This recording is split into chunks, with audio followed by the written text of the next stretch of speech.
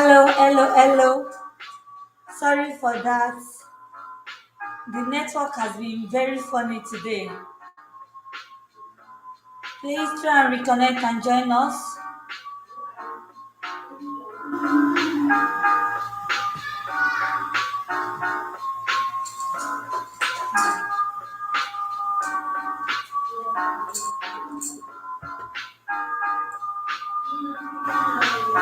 Okay, so I'm saying one person is here.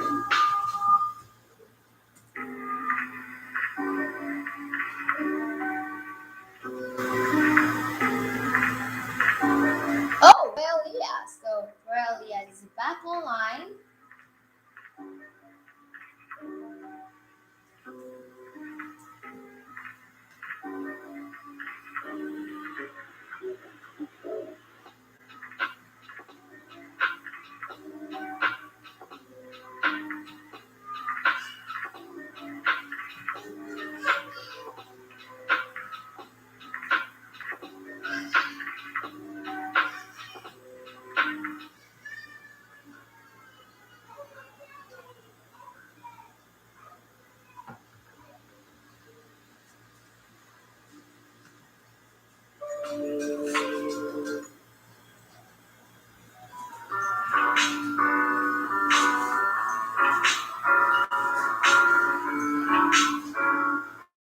Okay, so if Andorra, Eze, and Segmento is here, so three of you guys are back.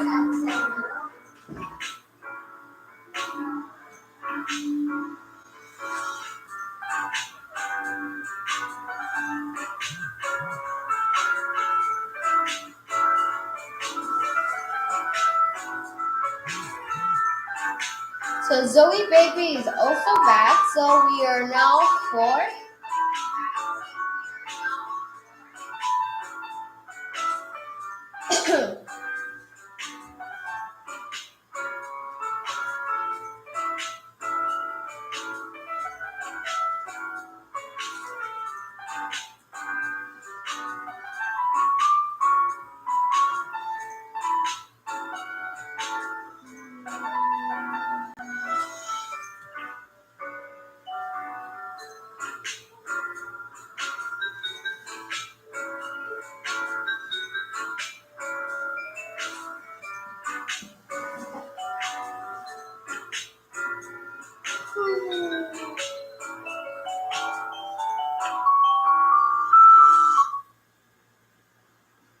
One, two, breathe, breathe, four.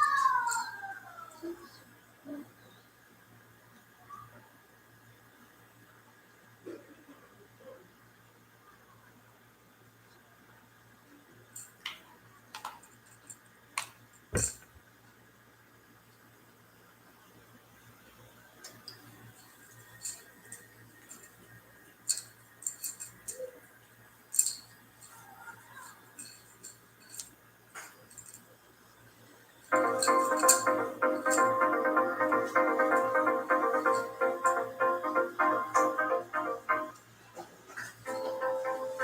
think we can continue now.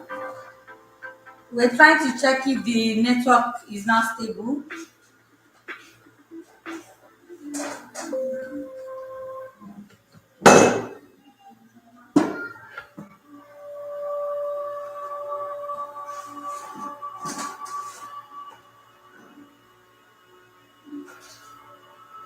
Okay, so I will continue where I stopped. I think we were staying in chapter 16.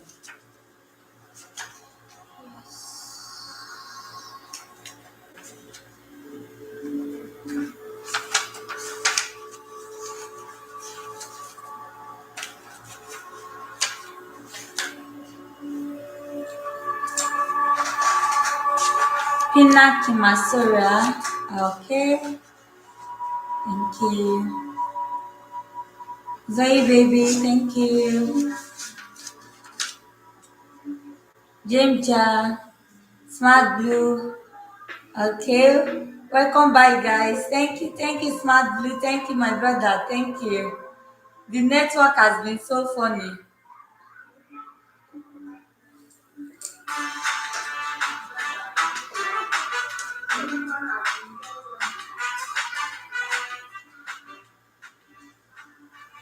Okay, so I will continue reading from chapter 6. I mean, chapter 8, Yes. Great Expectations.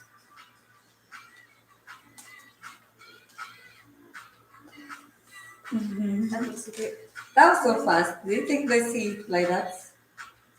Can I help? Yes, please.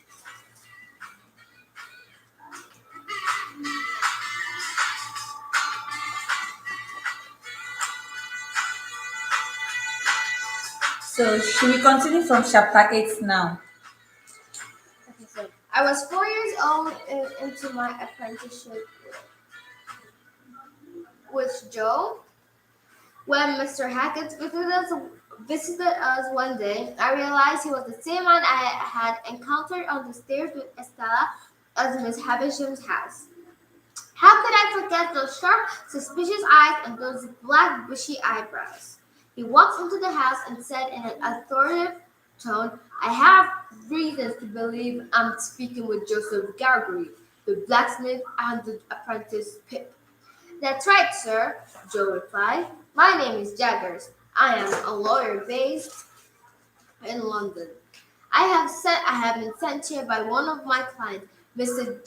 Jaggers said gravely. Joe was impressed by the lawyer's speech. He showed a great deference and led Mr. Jaggers into the parlor. I followed quickly, removing the dust from the table, chair, and sofa. Mr. Jaggers sat on the chair and glared at Joe. He said to me, I bring an offer to relieve you of your apprenticeship, Pip. Then he turned to Joe and explained, this is for his own good. Would you demand a payment to let him go? No, Joe quickly replied. I want nothing, and I will not stand in his way. Mr. Jagger spoke to me. Now, I have instructions for you. I've been told to inform you that you will eventually gain money and property. But the person who is granting them to you wants you to be worthy. Hence, he wants you to be educated and have all the upbringing of a gentleman. I was so stunned and I almost stopped breathing. My dream was coming true. Miss Havisham was finally transforming my wild dream into a reality.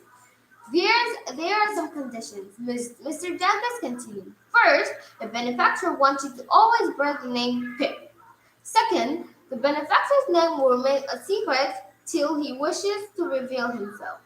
If you have any idea about his identity, you are not supposed to reveal it.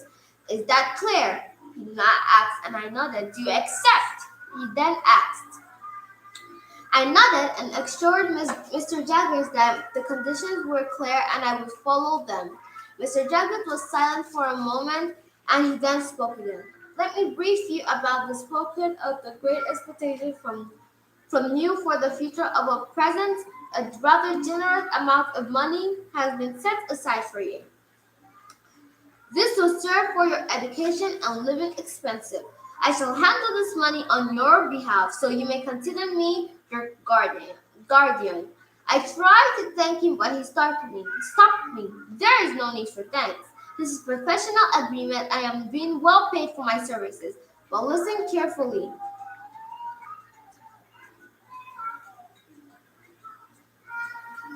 But listen carefully to my suggestions. Come to London immediately. After you purchase suitable clothes, you will lodge there with Herbert Pocket, a young gentleman at the same age of you. You can seek his help to acquire the manners and habit of a young gentleman. Sorry. Okay, so Segmento says, I love the way you're reading. One love keep us together. Thank you very much, Segmento. I also love the fact you are here with us, and you're here with me and us, and staying with me too while I finish reading the book. Mr. Jagger's face became stony immediately.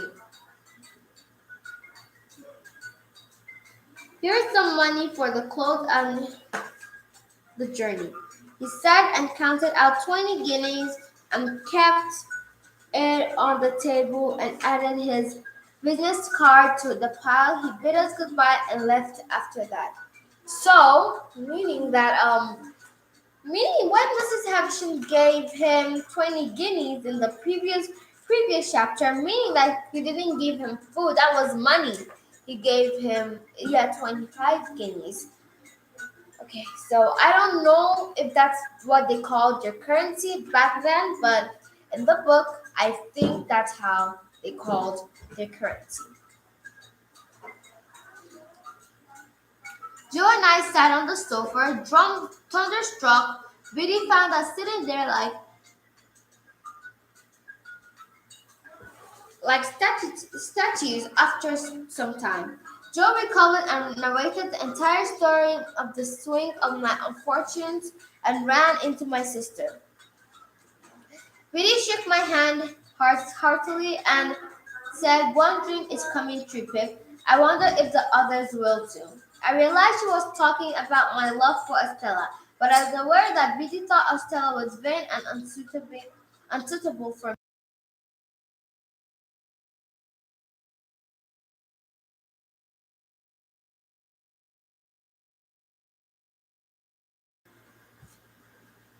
Okay.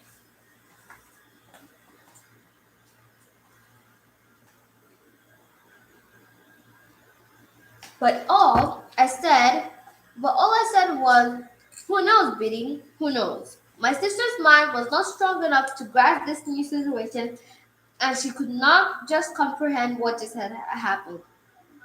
She simply smiled and nodded when we tried to break the happy news to her. I think she was be happy because of the extra attention she was receiving and she basked in like a child. I decided to visit Mr. Trapp, the village tailor. The following morning, his wife and the shop informed me that he was still eating his meal in his apartment behind the shop. Mr. Trapp called me over to his table. He did not think I was an important enough customer for his meal to be interrupted. Neither did he offer me anything to eat. Mr. Trapp, I began firmly, I have come into some money. The tailor froze. Putting down his buttered roll, he wiped his finger and rose from the chair immediately. His eyes popped out when I said I fished some guinea out of my pocket and said, I am to live for London soon, and I require a fashionable suit for the journey. After ushering me to his shop, Mr. Drab became a flurry of activity. He ordered his boys to lift several clothes bought from the street and folded each one personally and praised them all. I selected a cloth fit for a young gentleman. With his help, he stood and took my measurements, assuring me repeatedly that my proportions would make any suit look dignified. He went to the extent of opening the door for me when I left his shop. This was my first brush with the immense power of money. Now I understood the respect that money commanded. So remember in our last live last week, we talked about respect, and this is something that we talked about how money commands respect and how money makes people see look at you in a higher state, in a higher position. I wore this That's to very true. Yes. I wore the suit when it was ready, and I decided to visit Miss Havisham to bid her goodbye. She informed me that she had received the news. Sorry. She had received the news from her. Arabian mommy, hello, welcome on board. Thank you for joining us.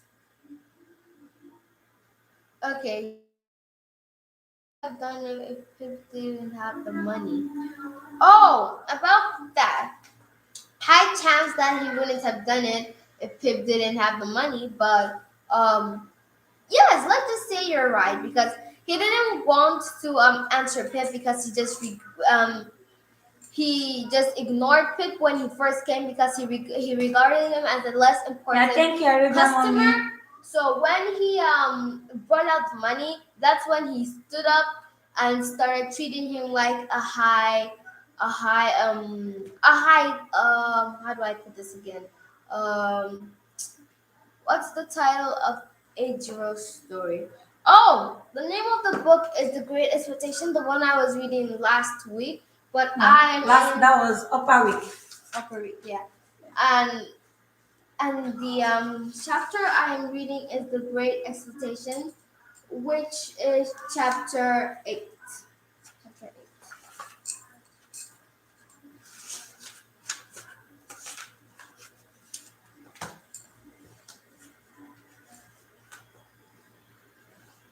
Miss Havisham wished me good luck and well dismissed me. I really wanted to thank her, but I recalled Mr. Jagged's condition, so I did not disclose the fact that I thought she was my benefactor. Her final words to me were, "You will always be known as Pip, you know." I nodded and waved her as I left. The day of our departure came closer, and Joe became more and more serious. He said finally,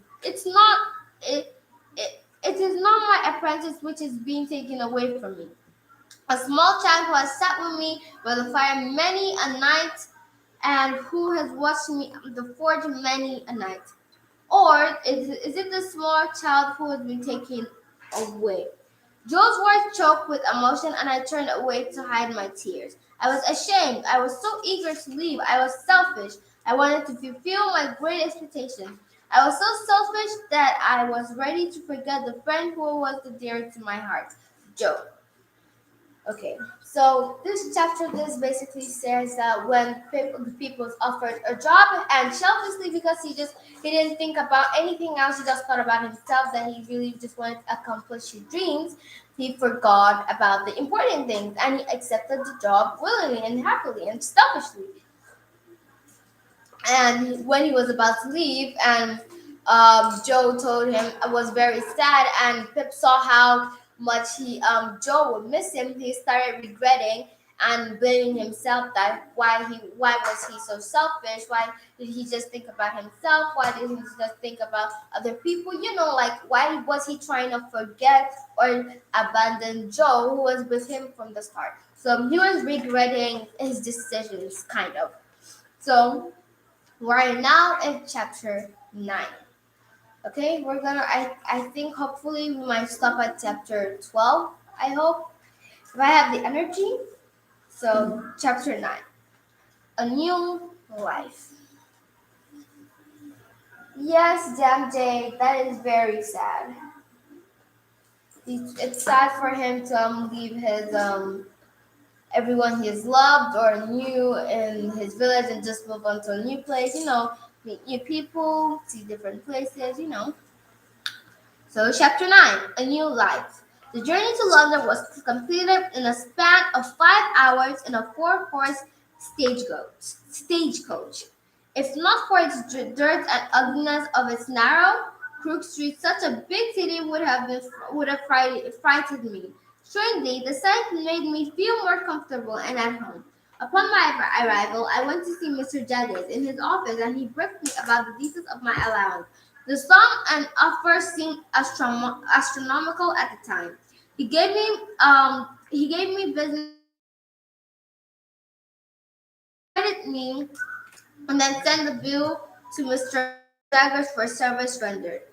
This, this, I was told, would be a convenient arrangement for both parties and would also permit Mr. Jaggers to keep a track of my spending. He ordered his clerk, Mr. Wemmick, to escort me to the room, which I was supposed to share with Herman Pocket. Mr. Wemmick's manners were short and his eyes were shrewd and sharp. He took me to Barnard's Inn, a cluster of buildings that encircled a courtyard. We entered one of them and walked upstairs to the room located on the top floor. A note that said "Back soon" was stuck under the mailbox. We entered as the door was unlocked. "Here we are," announced Mr. Wemmick. "You don't need me now, but since I'm in charge of Mr. Hal Jagger's cash box, I am positive that we will bump into each other often." I thanked him as he left. I inspected my new quarters, which were fairly large, but on closer scrutiny, they had very little furniture in them and gave the room a larger appearance than in reality. They were also unclean, but then again, did belong to a bachelor. Bachelors. After 20 minutes, I heard footsteps in the hall and a pale youth entered carrying a container of strawberries. The newcomer was panting but inquired, smiling, "Mr. Pip?" "Yes, Mr. Pocket," I smiled back. "I do apologize for not being here to receive you, but I wasn't sure what time your shade would arrive. And sudden thought struck to me that you might prefer some fresh fruit to go with your dinner. So I dashed out." Herbert Pocket said. This was the first time of Herbert's kindness that I experienced. He didn't want to listen as I said my thanks and rattled on about our new arrangement. The coffee house next door supplies us our meals, which we are paid for by them, thanks to Mr. Jagger's arrangement.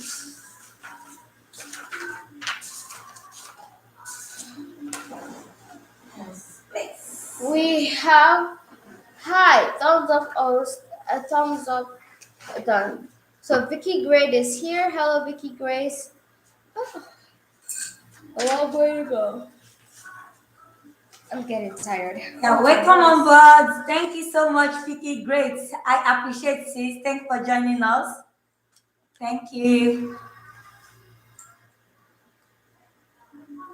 Herbert was poor and couldn't afford to pay, but he was a gentleman. He admitted this with such frank cheerfulness. That's my liking for him grew stronger. His job at the back did not bring in much, so the furnishings were merged. Were merged. By the time I had unpacked, a waiter had brought up a delicious dinner of melted butter, crusty bread, cheese, and chicken. I did not know if Herbert was aware of my story from Mr. Jagger or Miss Havisham. I decided to tell him everything and it took almost an hour. I ended my by requesting him to correct my manners and introduce me proper London ways. It was Herbert who finally told me Miss Havisham's story while we had dinner. Her mother passed away when she was small, and her father spoiled her. He left behind a fortune for her. By the way, Pip, in London, it's not contrary to put a knife in your mouth. A fork is used to serve purpose. It is just a minor suggestion, he advised. He said this with such confidence, and I did not blush and thank him instead.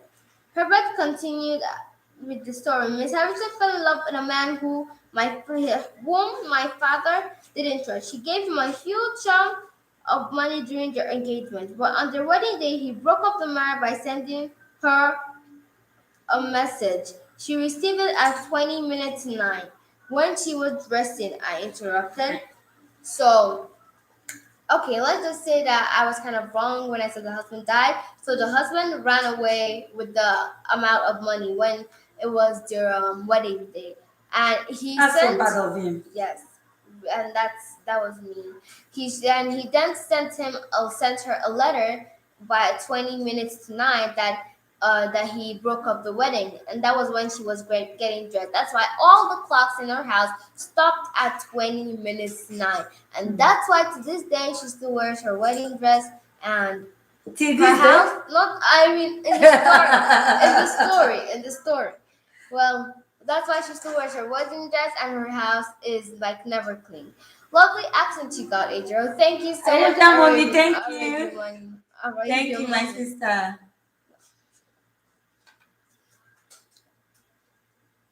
He added, Dear Pip, a small matter, but you need not empty your wine glass so deeply that it has to rest on your nose. So Herbert corrected me again. I put my glass down quickly and thanked him again. But why didn't the man marry Miss Havisham and control all her money? No one really knows, but we suspect he was already married. He had been trying to betray her from the very beginning and never really loved her, you see. Herbert explained, Poor Miss Havisham. I shook my head, saying, Oh, my poor benefactor. So, meaning that people suspected that the man was married and he was just using her for the money, so he could just take the money and go and go back to his wife that he was already married to. But it wasn't a fact, because that's what people thought, because since he ran away and cut off the wedding, no one has ever heard from him to that date. So yes, now we're in chapter 10. Wow. Pip's visitor.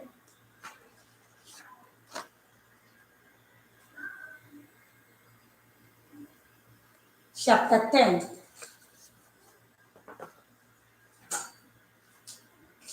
Yep.